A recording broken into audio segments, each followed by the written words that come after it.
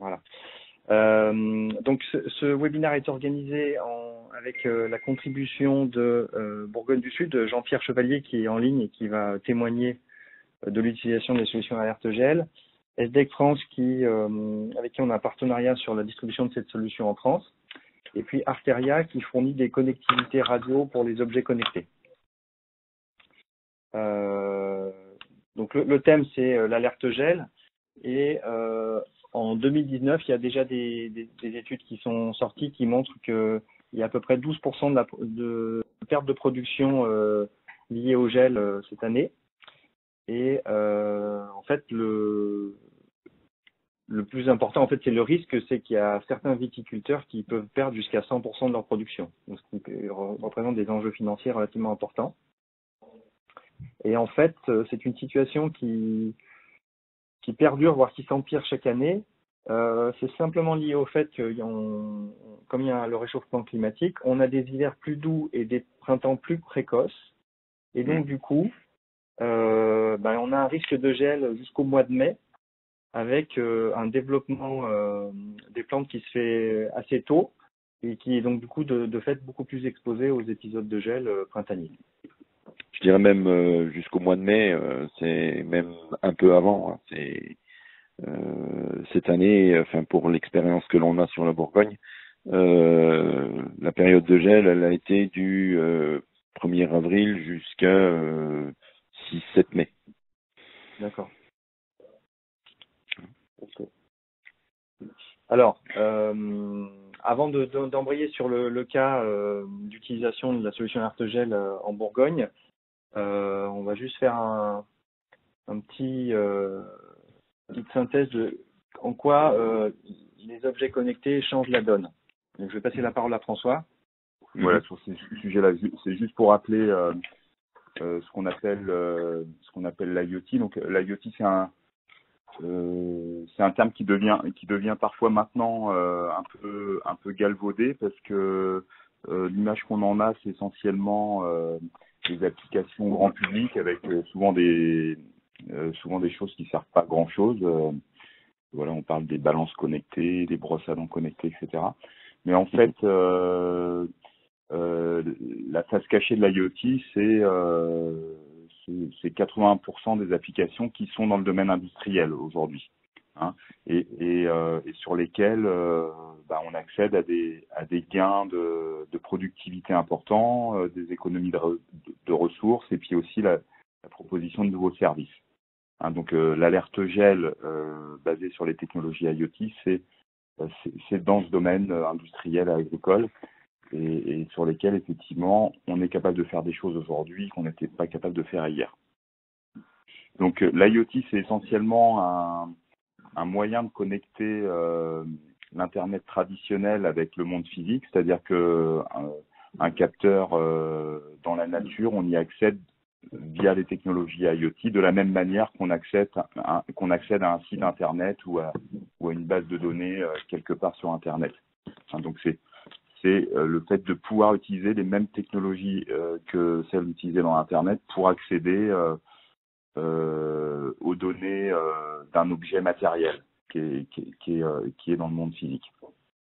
Voilà, c'est aussi l'idée par rapport à ce qui pouvait exister avant, qu'on appelait les technologies machine to machine, l'idée d'accéder à de la standardisation. Le monde du machine to machine, c'était un monde propriétaire. Là, c'est un monde standard qui fait que avec zéro configuration, pratiquement zéro énergie aussi, parce que ça, on en parlera tout à l'heure, et de manière complètement automatique, on sait connecter un objet dans la nature à Internet. Voilà. Puis enfin, une autre définition qui est intéressante à comprendre, c'est que c'est la convergence entre un système embarqué, donc un matériel électronique par exemple sur le terrain, et un système d'information étendu. Donc quand on dit la convergence, c'est-à-dire que c'est très simple de les faire parler entre eux, oui. Et c'est ce qui fait que ouais, tu le fais? Ok. Oui, c'est ce qui fait qu'on est capable par exemple, d'utiliser des algorithmes d'intelligence artificielle qui vont tourner sur un cloud quelque part en Californie sur des données qui viennent d'un capteur qui est dans une vigne en Bourgogne. Hein, donc c'est cette convergence qui fait qu'on est capable d'accéder à cette valorisation de la mesure, hein, ce qu'on n'était pas capable de faire avant. Voilà. Voilà. Et donc en quoi ça change la donne? Donc avant qu'on accède à de la standardisation et aux nouveaux réseaux de connectivité dédiés aux capteurs, tels que le propose Arteria, on avait des coûts élevés. Hein. Aujourd'hui, on a un faible coût de la connectivité qui est essentiellement lié au fait que des opérateurs comme Arteria ont décidé de déployer des réseaux qui sont dédiés aux réseaux de capteurs, qui utilisent des bandes libres. Ça veut dire que contrairement aux bandes traditionnelles 3G, 4G, 5G, pour lesquelles les opérateurs payent des licences très chères de l'ordre d'1 milliard d'euros, par exemple en France, sur les technologies dont on parle ici, la licence est gratuite, ce qui fait que le déploiement d'un réseau coûte moins cher et donc la connectivité coûte moins cher. Hein, ça, c'est le premier point. Ensuite, ces réseaux font qu'on est capable de se connecter avec très peu de consommation. Parce que on part du principe qu'un capteur dans la nature, il va envoyer quelques informations par jour, très très peu, et en tout cas beaucoup moins que ce qui est prévu dans les nouvelles technologies, dans les technologies traditionnelles cellulaires telles que la 3G ou la 5G. C'est-à-dire qu'on est de l'ordre de peut-être 10 000 fois moins. Et donc du coup, on tire parti de ça pour avoir des objets qui consomment très peu. Et donc qu'on peut mettre dans la nature avec une batterie sans maintenance. On accède aussi à des applications qui avant avaient de la latence de collecte des données importante, pour lesquelles des dispositifs d'alerte étaient compliqués parce qu'on n'avait pas de garantie sur quand allait arriver la donnée. Là, ces devices avec ces nouvelles technologies dont on parle, hein, donc la technologie, on l'appelle le LP1. Hein, ils sont nativement connectés à Internet et permettent des alertes immédiates. Voilà. Ensuite, alors ça rejoint ce que je disais tout à l'heure. Avant, on avait des difficultés d'installation. Donc, installer un système machine-to-machine traditionnel, ça demande beaucoup de configuration au moment de l'installation et de la maintenance. Là, l'objet, on le pose et il commence à communiquer, je veux dire, sans configuration aucune. Et ça voilà, ça c'est extrêmement important en fait sur l'IoT. Et puis enfin, le dernier point qui caractérise l'IoT, donc qui rejoint le fait qu'on est sur des technologies standards, eh bien, il y a une mutualisation qui est importante qui peut être faite. C'est-à-dire que quand on achète un matériel, eh bien, il peut être utilisé avec le système d'information avec lequel on l'a acheté, mais aussi avec d'autres.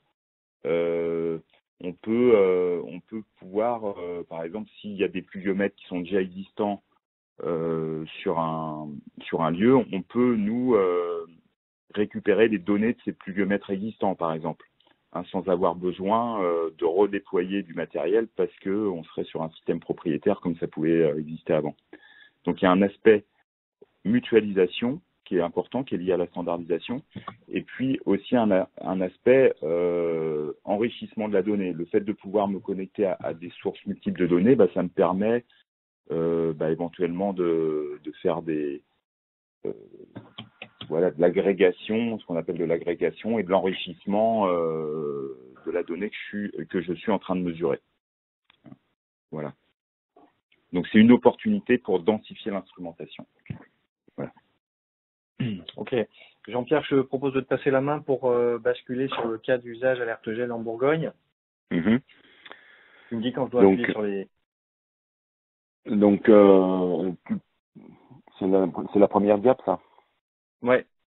Ouais. Donc la réflexion, elle démarre en 2016, puisque 2016, sur la Bourgogne, on a un gros épisode de gel, qui est assez de type gelée noire, hein, au printemps, qui annihile et occasionne des pertes de récolte assez considérables, puisque dans certains secteurs, certaines exploitations font du 5 à 6 hecto-hectares. Donc 2016 pour essayer depuis cette année 2016, 2017, on a essayé de réfléchir comment on pouvait alerter et prévenir ou aider à la décision de nos viticulteurs d'allumer ou de protéger leurs parcelles contre le gel. D'où avec la collaboration que l'on a eue avec DEC, nous proposer cette solution Unbox.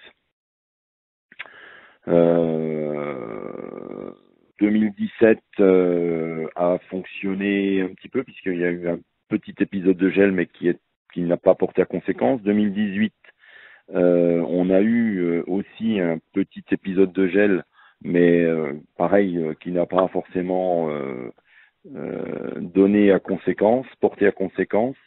Et 2019, terre repetita même, je dirais, parce que ce sera la 3e année où on a des conditions météo assez favorables au printemps.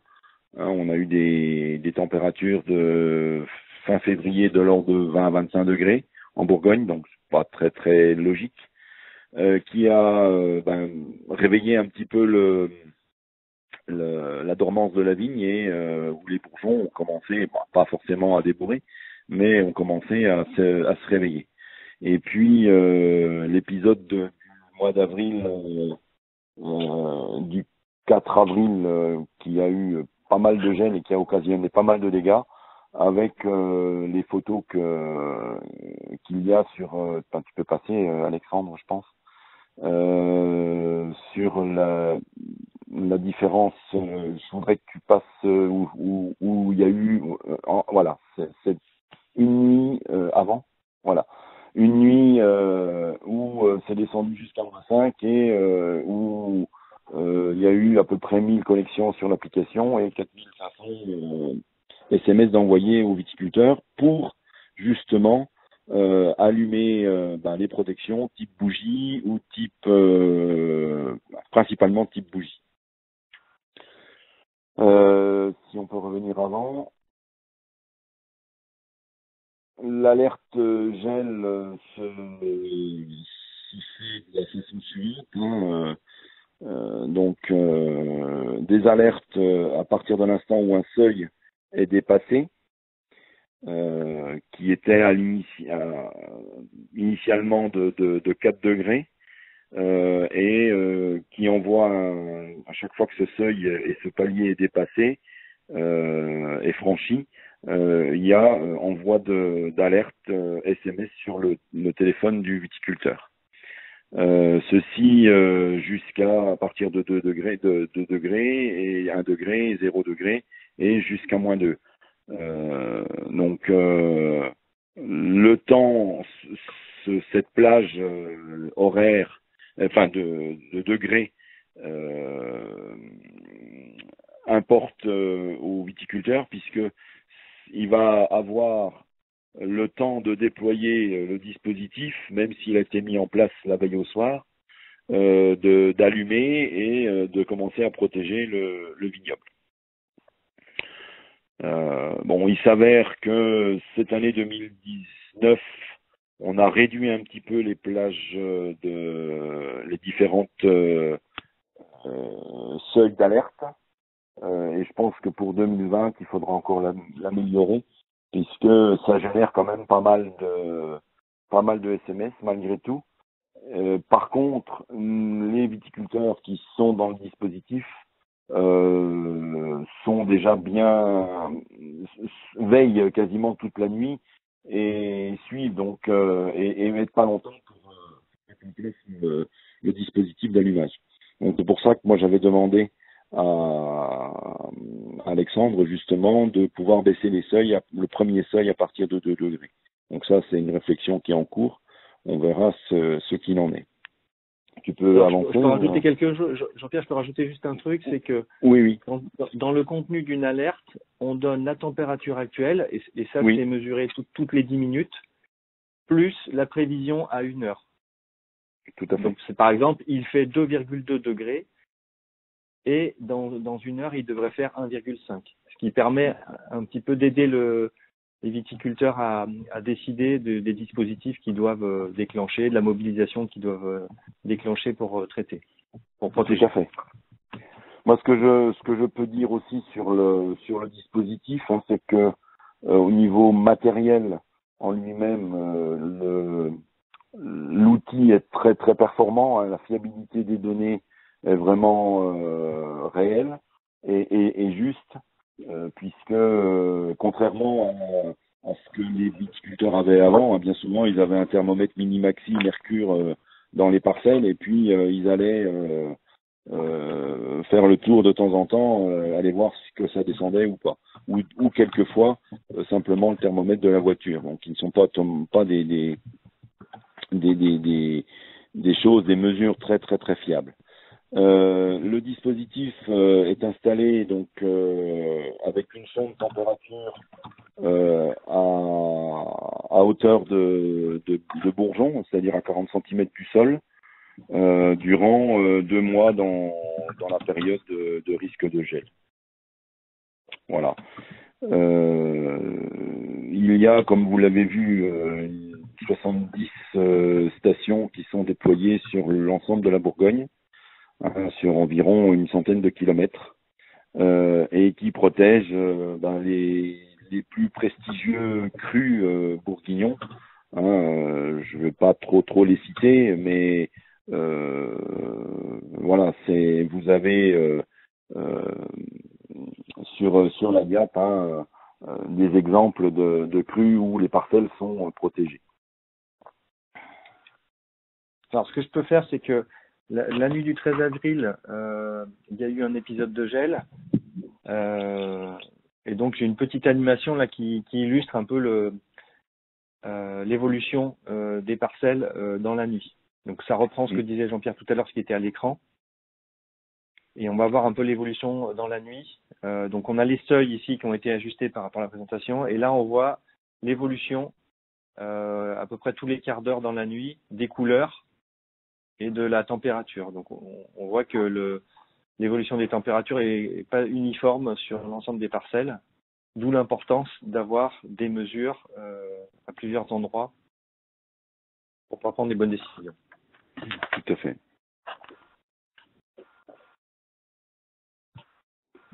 Donc ça, c'est la carte à laquelle accède le viticulteur. Voilà. Donc ça, c'est Oui. effectivement, j'ai pas précisé. Donc ça, c'est l'application utilisée par un smartphone. L'application, elle est compatible avec les ordinateurs et les smartphones.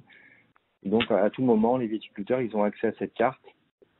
Et on voit en bas de l'écran, là, le petit prévision 1 heure. Ça leur donne la prévision à 1 heure sur les températures des parcelles sur lesquelles ils se sont abonnés, auprès de Bourgogne du Sud. Et chaque picto représente une station. Oui, chaque bulle représente une station. Hein, donc, c'est assez Voilà. concentré. Voilà, donc à partir de 7h, 8h, là, ça commence à remonter. Voilà, donc ça donne un petit peu la vision d'un épisode de gel. Voilà, donc toi, tu avais déjà un petit peu anticipé, Jean-Pierre, sur les bénéfices. Oui. Donc, fiabilité, je l'ai dit, hein, avec le plus ou moins 0,2, je serais même plus ou moins 0,1 même, je dirais. Mais bon, à plus ou moins 0,2, c'est très très bien. La prévision dans l'heure aussi, c'est très très important parce que ça va conditionner l'allumage ou pas l'allumage de la bougie, ou éventuellement de l'éteindre à partir de. Le gain de temps, plus de déplacement puisque c'est directement envoyé sur iPhone ou smartphone, hein, avec l'alerte SMS. Alors ce que font les viticulteurs, malgré tout, quand ils ont l'alerte, ils veulent quand même aller visionner sur leur smartphone l'ensemble du réseau même s'ils ont une alerte, ils veulent bien, ils aiment bien visualiser les choses. Donc voilà. Et puis Je veux dire par rapport dans la vision géographique. Ouais, au niveau géographique, mais même quand ils ont le SMS qui leur décrit le lieu de la parcelle, la température enregistrée et celle prévue, et ils veulent aller voir ce qui se passe réellement en cliquant sur le petit bouton là ou sur la carte ou sur Là, la tu parles station de en question. l'évolution. D'accord, donc il y a C'est pas choses. l'évolution, c'est pas l'évolution. Ils veulent vraiment visualiser les choses. Bon, il y a un SMS, je suis d'accord, mais ils veulent visualiser les choses. Hein, c'est vraiment du factuel, quoi. Ok. Et donc, si tu peux avancer. L'économie, oui, la précision de l'application et puis la précision de l'information, elle est primordiale aujourd'hui. Quand vous avez une exploitation qui convoque son personnel parce que pour allumer et ainsi de suite, quand il n'y a pas forcément besoin d'allumer, c'est un gain au niveau main d'œuvre et ainsi de suite. Voilà. Et puis simplicité, c'est vrai que aujourd'hui l'envoi de SMS est relativement simple puisque quasiment tout le monde a un téléphone qui soit compatible avec SMS.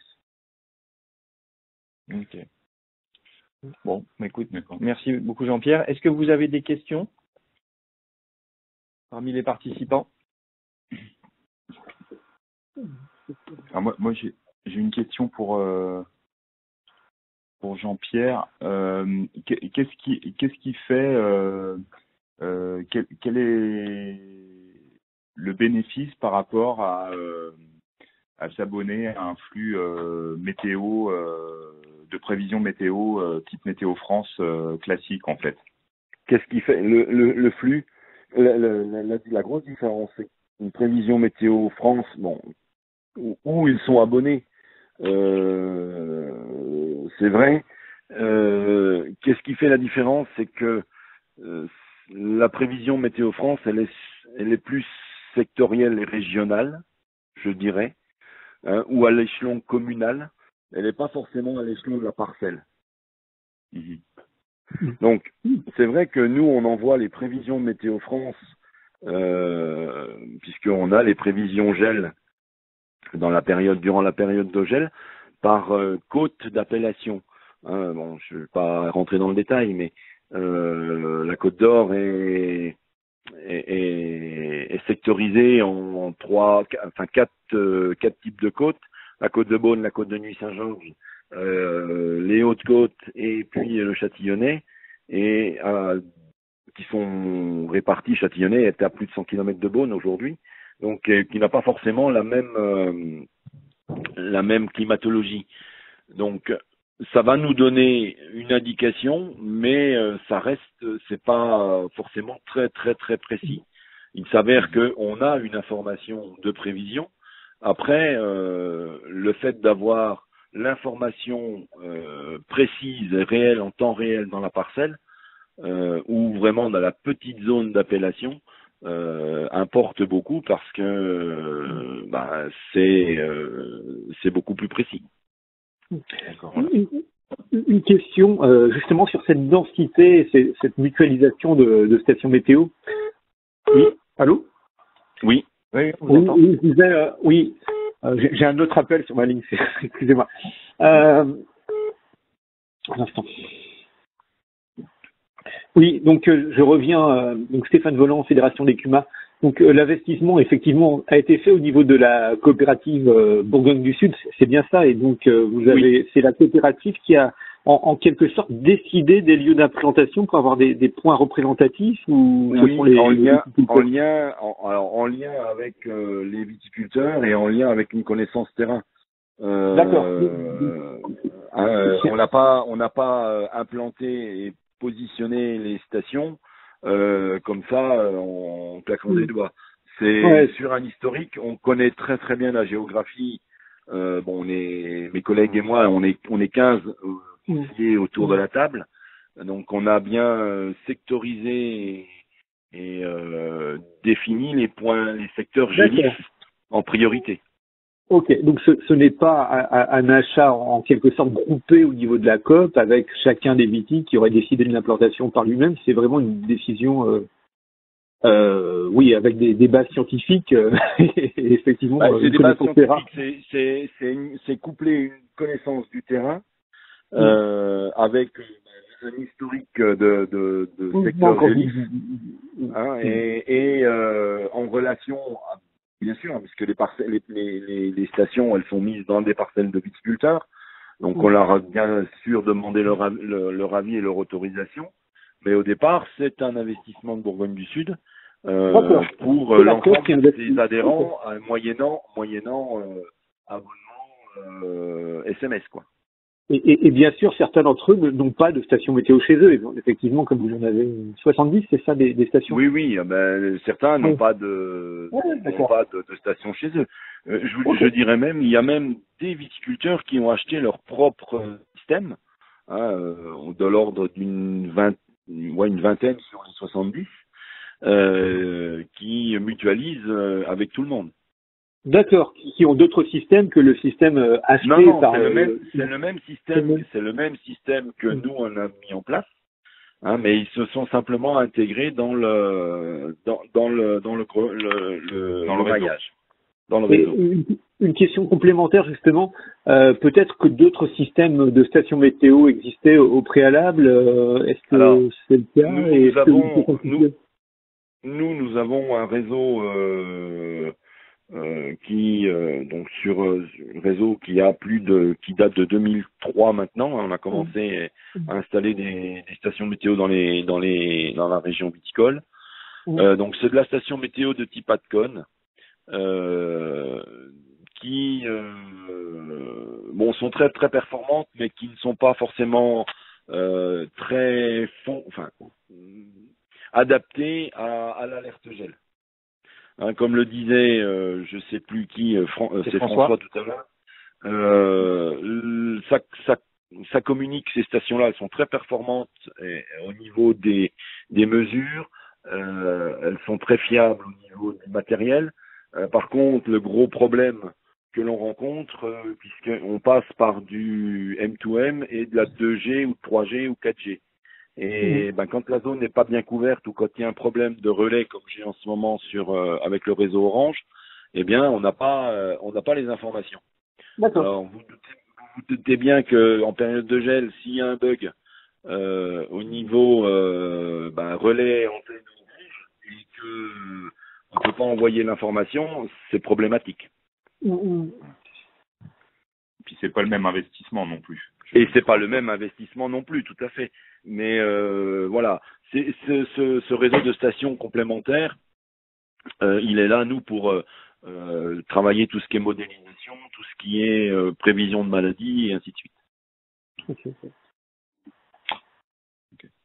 Et du coup, Jean-Pierre, pour compléter, du coup, le modèle économique que vous avez avec les viticulteurs, il passe pas aujourd'hui, ça passe pas par un abonnement de la part du viticulteur. C'est vous qui fournissez le service. Ça passe par un abonnement, si. Ça passe par un abonnement. Le viticulteur s'abonne. Ouais. Ah ben oui. D'accord. Ah oui, tout à fait.